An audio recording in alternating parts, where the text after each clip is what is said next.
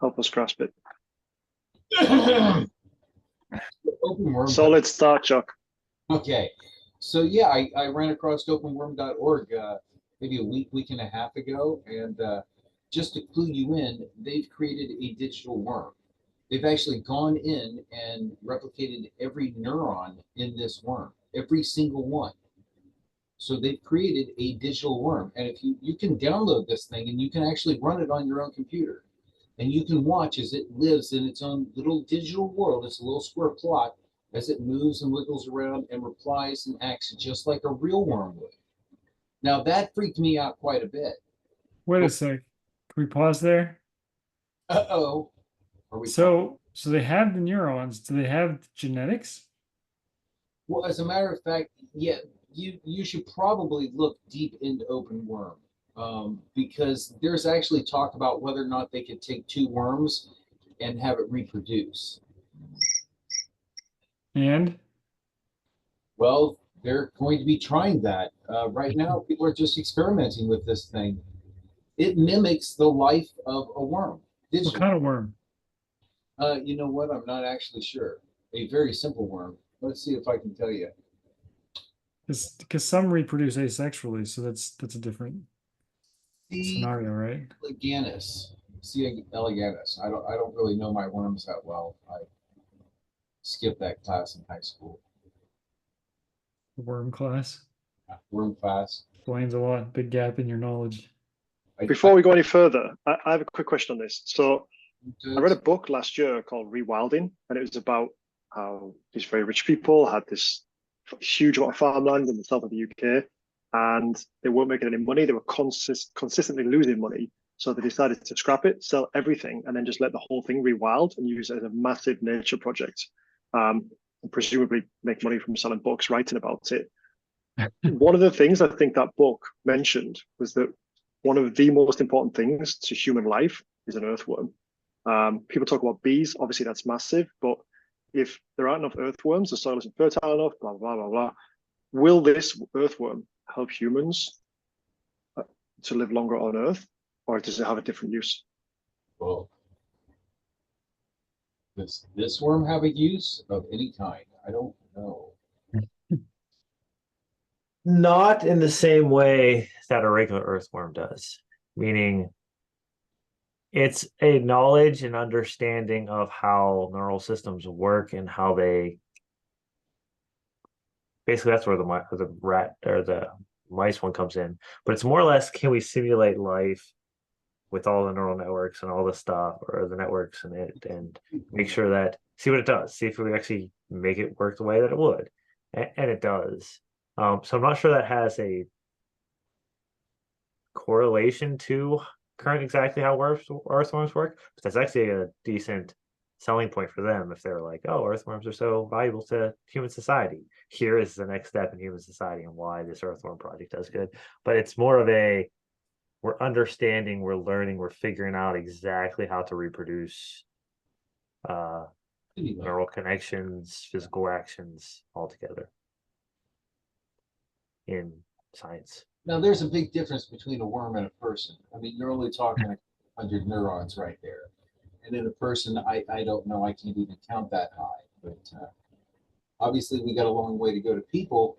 But if you look at that DeepMind project with the rat, it's very similar to this. It's not as in-depth. It's not every single neuron, but it's so close to an actual rat that it's scary and it's a little bit creepy. I think the worm, though, I think is a little bit more interesting philosophically, because it literally is every neuron, and it's behaving like every neuron is being triggered. So is the question they're trying to explore, are you the sum of your neurons? I don't know. I don't know what the point of openworm is. I just know that it's absolutely fascinating. Now, this project, the DeepMind project involving the rat, that's actually about studying the brain itself and how the brain works and how, how information goes from one spot to another spot and how we move our muscles and how it's not all a decision being made by one part of the brain, how it's entire body is making decisions. Really, you should watch that rat video thing because it's pretty fascinating. It's not so much about the rat as it is about the mind. Kind of very interesting. Yeah, I mean, So there's very great. that's the goal of the worm Yeah, stuff is chat in the box, but it's basically to create a virtual organism, the first virtual organism, and then to understand the events and mechanisms of living cells. And then to have a simulation to well, it does simulate the life of the worm. It does. experiment of the living cells. It does try to fulfill all of its functions and make all the neurons happy. It follows its programming. There's so many interesting implications to this. One of them is a worm is relatively simple, Oh yeah. right? And yet it's still massively complex. So I don't know how many neurons the worm has. I don't know what the genetic, like the genome, how detailed that is, or how long that is. I don't know much about organs and things like that. And so how many independent systems are within the worm.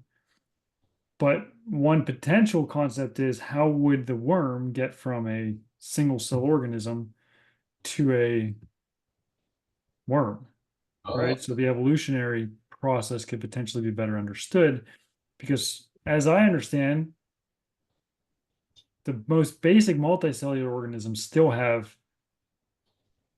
millions of cells. So how did you go from 1 to millions? They have fully developed genome. They obviously have some sort of sensory system, not necessarily a brain.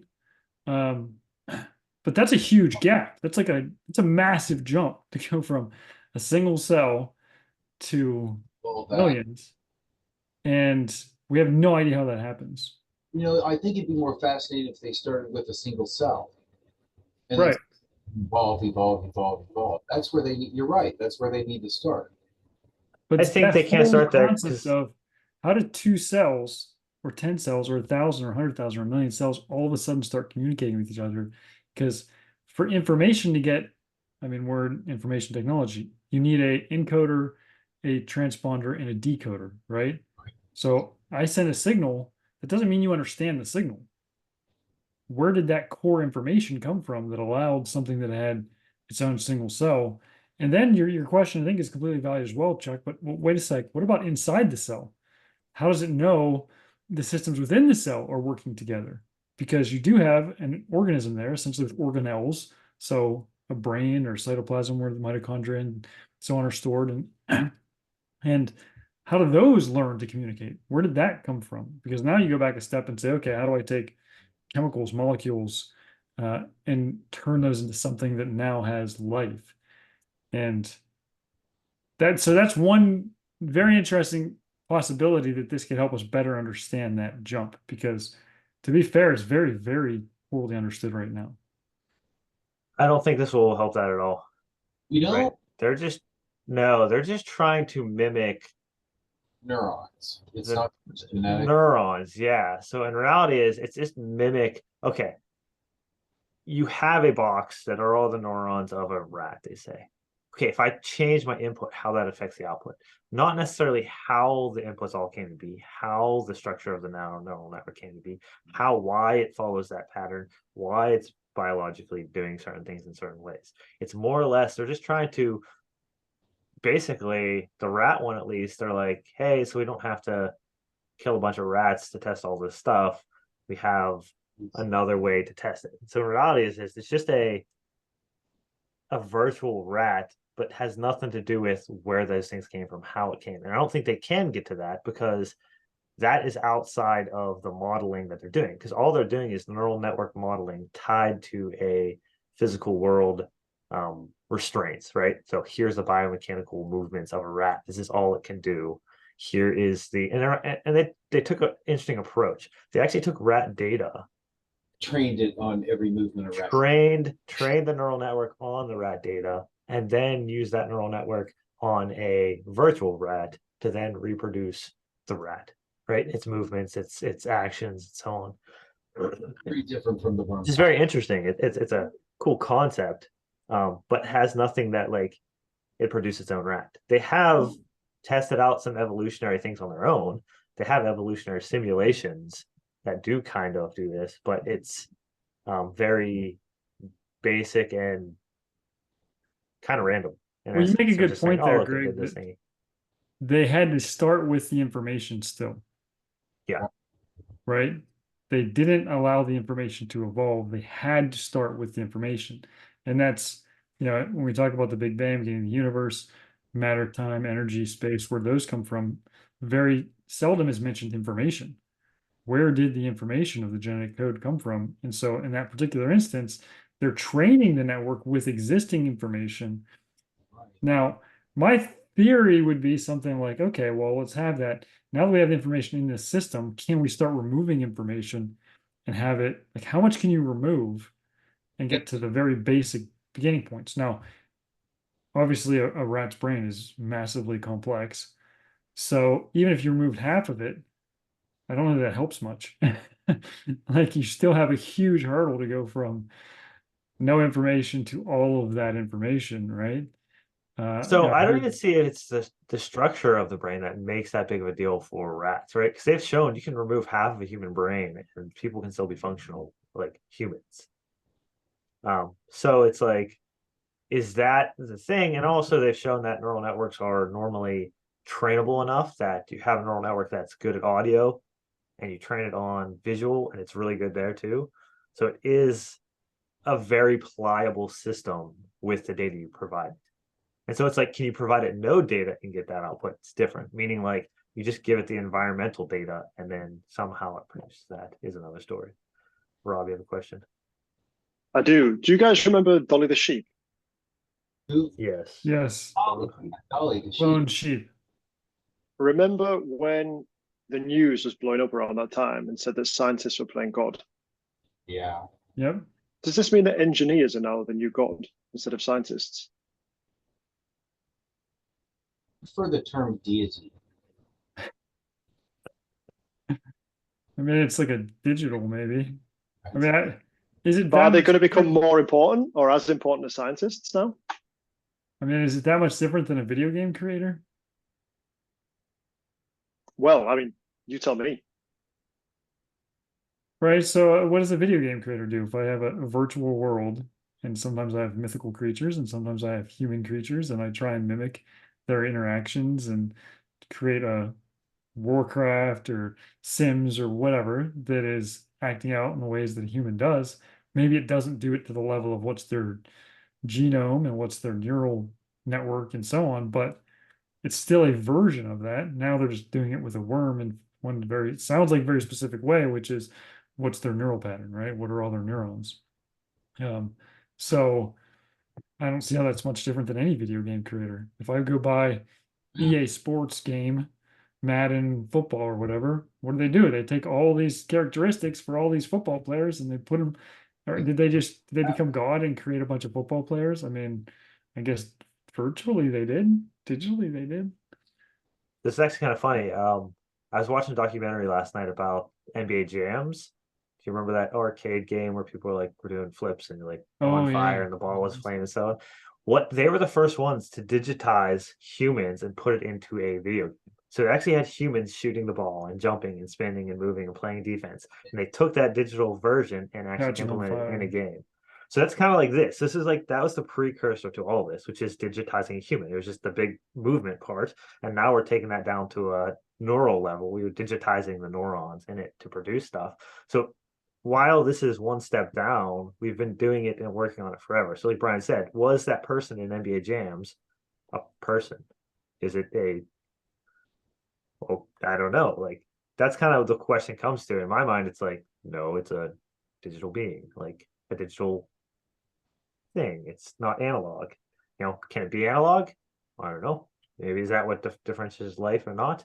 But there's a difference between a god and a something that can Mimic. create Because there's from something, right? So that the god they're talking about doesn't create from nothing. It's creating from something still. right? You have to have a code, you have to have a program, you have to have a language, you have to have material information, data you're coming from, like Brian said, like, oh, whether it's a neural network or NBA Jam's movement of players, you're still coming from data. Yeah, but So I wouldn't. I think Rob's question is, if we go back to the dolly, is somewhat moral in nature, right? So if I mean, take any serious moral question, if I don't know, you find somebody untenable, do you have a moral right to end their life so that you can, not deal with their annoyance? Well, that would be a version of playing God. Well, why would that be God? Well, because they have a dignity and a worth because of their immortal soul, and only God has the right to take back what he gave them, essentially, right?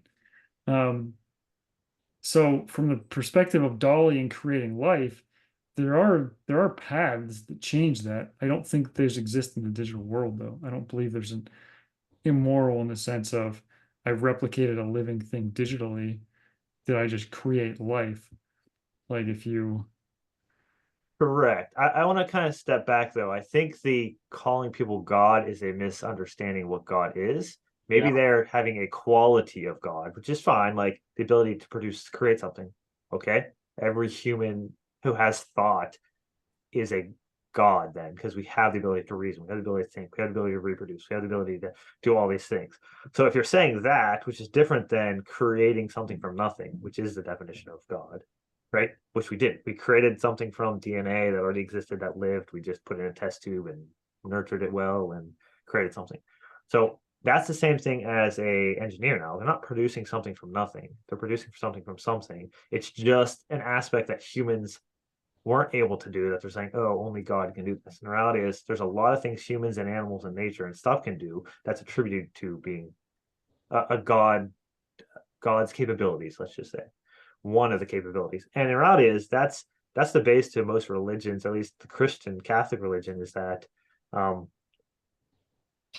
God is in and part of everything and created everything. And so we are actually all living out part of him in our perfection, right? The tree to become a tree. Why is that? It's because it's God giving ability to be a tree from its seed to where it's supposed to be. It'll always follow that path or follow that path as closely as possible. And so in reality is there's a difference between saying, oh, we are God because we're creating a virtual person versus saying we're God because we created something out of nothing. And so I just wanted to differentiate those 2 points. Yeah, there's a key distinction there. So one is your last point there, I think the Greek philosophers address with form versus being. Right, the form of the tree versus the being of the tree. And what makes a good tiger might mean eating a baby child because it's hungry. Does that make it a bad tiger? No, it did tiger things. It ate meat. But if you did that, that would not be. So the first point I think you're making is the term is ex nihilo. So it's from out of nothing. We create things. And so we don't have that ability. We can't create from out of nothing. We have to deal with the existing time, space, energy, matter, and information. Now, does that mean if we can control time, space, matter, energy, and information, we can do anything with it, and that is therefore acceptable? Well, no, that's where morality comes in. And so there's 2 levels of playing God. One is, can we ex nihilo create out of nothing? No. Okay, but what we can create, whether that's Dolly or ending life or so on, does that mean just because we can, we should? Right? And I don't know the nature of your question, Robin, from that regard, but clearly that answer is not yes. Just because you can do something does not mean you should do it or that is inherently moral because of the ability to carry that out. Yeah, so I think that's a fair distinction that you were making, Greg.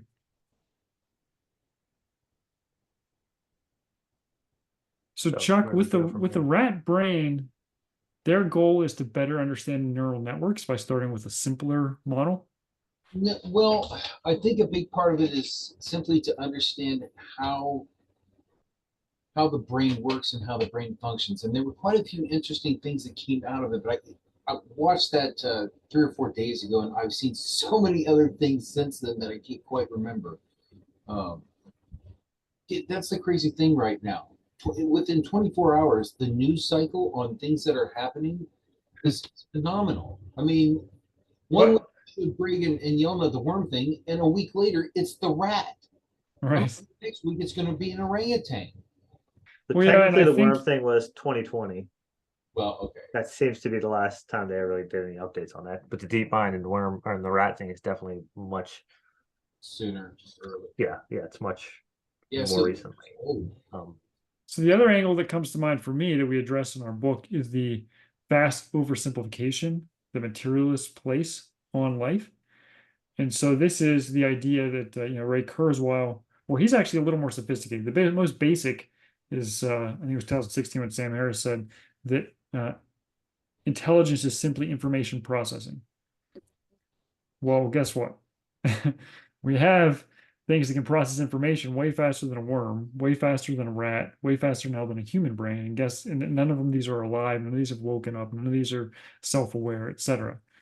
Okay, so then Ray Kurzweil got a little more sophisticated. Now his book actually came out first. This was in 2005, and he said intelligence is a byproduct of data storage, processing speed, and neural connections. Right? Well, we now have with GPT-4 and 4 not, as best we can tell, I don't think they've actually publicly released it, but from Jeffrey Hinton and some other guys suggesting that we've matched all of those things or exceeded them compared to the human brain, and it still hasn't woken up. It still doesn't care if you turn it off. It still doesn't have its own teleology where it sets its own goals, right? And that's just the human brain. If we go back, we've had actually years of AI being exceeding that of animal brains and so on. So that model of intelligence is way, way too simplistic. It's not realistic. It's not accurate. It's already been disproven. It's just flat out wrong. Okay, so does that mean that our intelligence solely comes from a soul or something like that? It doesn't mean that entirely. Like right now, that is still our best explanation of reality because it's consistent. It's been around for about 2,000 years that we've said, hey, that a soul is the seat of intelligence and rational thought. But there could be other factors in there that are also affecting it. And so, I think this continues to relay that point and gives us now maybe an avenue to say, okay, it's more than information processing, neural connections, data storage. It's also, X, Y, Z, A, B, C, and so on and so forth. Right? Like it could be 1,000 other factors that make up the intelligence of a living being that they now maybe will better understand, which is phenomenal and amazing, right? I think Rob was letting us know he had to leave. Yeah, just bailed. Yeah. Bye, Rob. So I think the more we know, the more questions we have that are tougher to answer, and actually some probably can't be answered, or go back to a philosophical / faith-based answer, right? So sure, you're now doing the neural network of a rat, of a worm, of a human. There's more to it than that. Like no one has ever disagreed that says, sure, you have processes, there's things, there's habitual things, something comes in, something goes out. Yeah, that's how it is. That's how animals work. We know their function of their stimuli. That's all neural network is. All neural network is the engine behind a car. It isn't the car. It isn't the whatever. It's just the system that drives what the car does. It's not going to cause a car to turn around and start flying. It's just going to cause the car to turn a wheel that turns this, that does this, that moves it forward. That's all the neural network of the brain is. It's a little more complex than an engine, right? So it can be adapted and changes internally, but it doesn't make the car, it doesn't make the being, it doesn't make the stuff. But as we dig in deeper scientifically to all of this stuff, it's really funny that the answers are not going to be answered by science, but people still seem to believe that it will. But as we keep going deeper and deeper and deeper, we're going to see that it's not, or there's going to be no scientific answer to all this stuff. Well, the clarifying point is science can tell us what, they can't tell us why. Right? Yeah, correct. Yeah, they can tell us how. How does gravity work? Yeah. It tells why it exists or why it works, right? And that's the core. Even how the rat controls a body part. Like, sure, there's a neural network, something comes in, it stimulates it, which then triggers a muscles reaction, which then moves it. Like, yeah, that's how it works, 100%, but not Right. why it works that way or what it is or any of that. And I do think it also creates an interesting challenge. Like, okay, if you could model this, so this is one of my questions. Clearly, we have a lot to learn about evolution. And I think people get offended by that for some reason. It's weird that scientists would get offended by the lack of knowledge that we're trying to fill and fill in, but they do. And so there isn't a model of it, right? Nobody has a model that I can generate on a computer or otherwise that says, here's how we went from non-living matter to a single cell organism with all the proper working structures to a multicellular organism to a human, which is a very different level than, a worm. There isn't a way for somebody to say, like, all of that is completely theoretical. Right. Right? If it wasn't theoretical, somebody would be able to create a model or explain in detail A happened and then B and then B and then C and then C and then D and so on. Now, the promise of something as complex as what we can do with AI and neural networks is, well, maybe now we have a system that could help us better understand that mechanism and what it looks like. Or it can happen like what happened with the genome project. The human genome was decoded in 2000, and that was supposed to be the end of all disease. Right. We're a quarter of a decade on, and that hasn't happened. Well, why not? Because most diseases aren't caused by one gene. It's way more complex than that. There's 3 or 4 or 10 or 50 genes that contribute to any given issue, and one gets turned off or isn't fully expressed or is epigenetically changed through life choices and so on, smoking or eating or whatever habits. And there's 30 others that are still relevant to that issue that you have. And so there have been very, very narrow and specific examples of where understanding the genome and individual genes has helped, and essentially specifically genetic diseases that we can pinpoint, and there aren't many of them. So that was I think your point, Greg, an example of, oh, cool, we think we know what's coming. We know the genome, we can fix everything. We realize that, okay, we have the genome, we've decoded it, it's been laid out, and it's 10 or 100 or 1,000 times more complex than we originally anticipated it to be. And so I think that's very likely to happen, this oversimplistic, single immaterial to single cell to multi-cell to human pattern, which sounds good, but nobody's been able to simulate virtually or in real life, in living beings, is going to be dramatically, I would think, more complex than is currently understood. And that's not good or bad, it just is. Like that's not Yeah, a statement the of bad happens when you take the science and turn it into theories or predictions as facts, right? So everyone was like, oh, Newtonian physics, that explains everything. And they're like, oh, wait, there's this thing called quantum mechanics. Quantum mechanics, and that'll explain everything. And then they're like, Yeah. oh, once we combine the two, we'll know everything. And it's like, well, there's things outside of this, like black hole stuff we're figuring out and dark matter stuff we're figuring out. And like literally the complexity just, 10, 20, 30, 40 times, just one new discovery, one new idea, one new Yeah, every thing. time we think we've got it figured out, it's like, wait a second. Yeah. And there's so many And things even just within quantum mechanics or relativity that we have no clue why they happen. Yep. Yeah. And the prediction is, oh, once we know everything, then we can predict everything. But I actually think there's going to be points where we get to where there's things we won't be able to know and understand, through science at least. Like we already know that. Science is limited. You can only deal with and the we already material. know that as a thing. So that'll be fun. That's why in reality, I have no problem. You can dig as deep as you want in science. There's going to things you're never going to be able to disprove or prove. And so, but there are other things we'll find out, which are awesome, which will give us light and insight into other things we never realized or thought about, or capabilities, or, oh, that makes a lot more sense. Like this week, I just had a weird. It's totally understanding the mind of God, but only the physical mind. Yeah, correct. Yeah. And it's awesome that all the cool, interesting things it develops. But once we start making predictions that it's like, oh, this is going to explain everything, this is going to know everything, that's where I'm like, okay, you don't even know what you're talking about. Well, and You have good historically, that hasn't information, been but the your case. predictions off.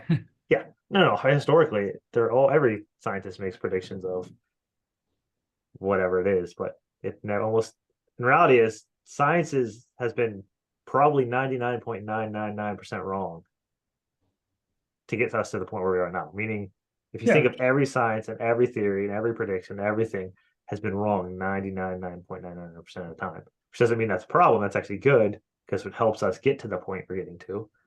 But so believing any prediction from any scientist probably isn't a very accurate thing to do. Well, yeah, and the nuance of the word wrong is Newtonian mechanics is technically wrong. It works in simple systems. It's a good estimation. It's a good estimation, right? But it's not accurate, explanation of reality. It's not, well, maybe it's better to say it's not a complete explanation of reality, which makes you wonder, well, is relativity, is quantum mechanics, like what's next? No. It keeps going down, which is fun and a valuable and important pursuit. It's just when you start, I think your point was saying, okay, well, now we can interpret this as some sort of moral agent or some sort of answer to theological needs, or the value of humanity can come somehow from this. That's where it gets super scary, because that's when it's like, well, does that mean one human, because of physical traits and characteristics of all there is the physical world, is more valuable than another? And that, I mean, we've seen that played out in countries, and human testing and these types of things. It doesn't work out well. It's not a pretty sight when people start valuing one group of people over other groups of people. And there is no physical reason not to, because some people are physically more capable than others. The only reason is because they have the mark of God. They have an immortal soul that makes them uniquely and completely valuable, the same, every person. We all have that infinite value. So Chuck, any other thoughts on the worm and the rat that you want to share? Well, not specifically, but Greg mentioned something earlier about split brains, and it made me remember something I had seen years ago about split brains. Are you familiar with epilepsy and how they'll split the brain to help reduce? Okay. Yeah, they'll cut it in half. Well, they'll disconnect the two sides, right? They basically disconnect the two, kind of, yeah. So there's some very interesting studies done on split brain people. And one side of the brain is language, and one side of the brain is more creative.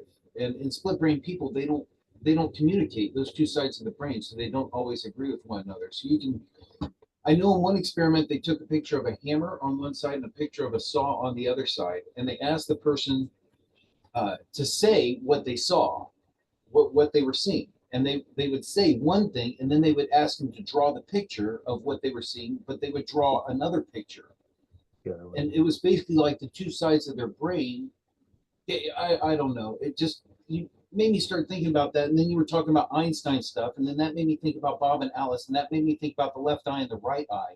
And that made me think about relativity and how the two sides of the brain have to reconcile.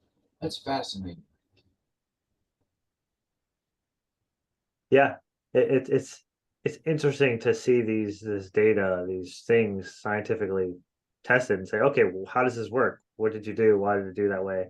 It definitely gives us lots of insights into nature, us, how we see things, think things, that people haven't really thought of before. I'll tell you something else about these little digital worms and whatnot. I mean, they're fascinating from a very basic standpoint, but they are just simulating the neurons. I mean, this isn't life, because you don't have a worm that's just a worm. You have all kinds of flora and fauna and bacteria all over it and in it and part of it and Right.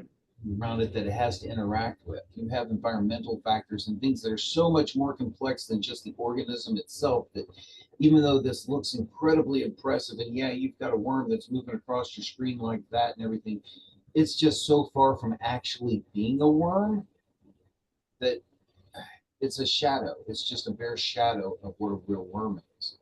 But I think that kind of plays into the one section in the book where we're like, your stomach bacteria, your gut bacteria has its own impact on you as a human, your thought process, your brain patterns, your actions, your reactions, your whatever. And so it's like, okay, there's a lot more to humans than neural networks in their brains. There's a lot more to all creatures than what we figured out. So it's like, okay, that's the next thing we'll solve. That's the next thing. There's always going to be something outside of all that that actually impacts it as well. Um, Well, the and we theory do is, make oh, the if you can point, just we draw the line and say, okay, you can get something as intelligent as a human being. That's absolutely possible. I think we've already exceeded that by a large degree, right? The question then becomes, does it have its own teleology? Does it have its own desires? Does it have its own will to choose what to do? And that's where we have this, what's the difference between a living thing and a non-living thing? And then specifically, what's the difference between an animal and a human? Because animals don't have a free will. They're reacting purely to stimuli. They don't have the ability to respond and think and process whatever's happening to them and choose which way to respond. It's purely reactionary. And that is one of the differences. And so when we look at a neural network, as advanced as it can be, are we ever going to get to the point where it's awake and now has its own free will? And our argument would be no, because the seat of the will is the soul, is something immaterial. Now, I don't know if we have time to get into this today, but the counter arguments, obviously, like from the materialist side, point are all dualism. But I'm not actually talking about dualism. Dualism has already been disproven, at least in the Christian tradition, as heretical. And that's the idea that you have a soul and a body. It's not true. You are a composite being. You are soul and body. They work together. What does that mean? That means the physical things. If you have brain damage, you have brain damage. And this comes, a great example of this we talk about is the terminal lucidity. So somebody that has brain damage, somebody that has dementia, and they can't express themselves, they don't have a memory, they don't recognize family members. This could be years or a decade.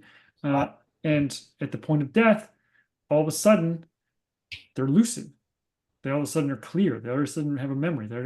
So what's happening there? Well, this is way before we understood terminal lucidity, but the tradition of dualism says, okay, well, the intellect, the seat of the rational mind is in the soul.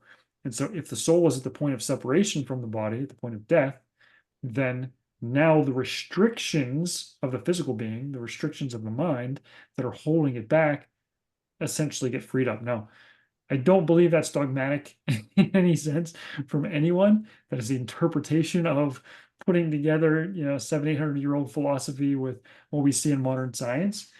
But to me, I haven't heard a better explanation of it.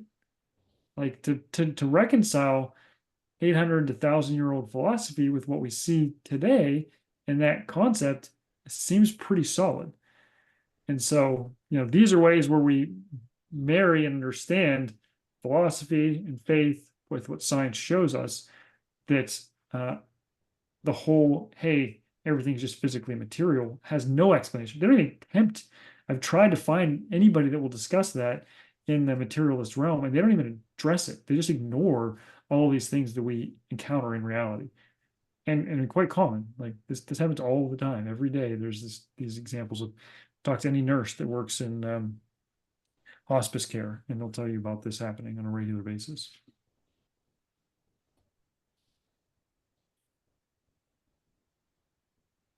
Any final thoughts? Not that isn't going to lead us down some crazy rabbit holes. All right, we'll make a note of them, and then we can jump on that rabbit hole next time. Crazy rabbit holes I've written down here. I need to think about a few things here because not about life in general. I mean, I know what I'm looking at when I look at Open Worm and the rat thing. It's a really clever simulation. It's really neat. Simulation. Yeah, that's and I think, but I think that's the difference is, what you're looking at, other people don't. And they then take that and say, oh, we created this life form. We created this thing. I was playing Sim Life, and that was a cool. Yeah. Of course, it's really crude compared to, but this is just a newer version of Sim Life, is all it is. It's just I think the video game analogy makes a lot of sense. Is like back in the day, you literally just used your physical movements.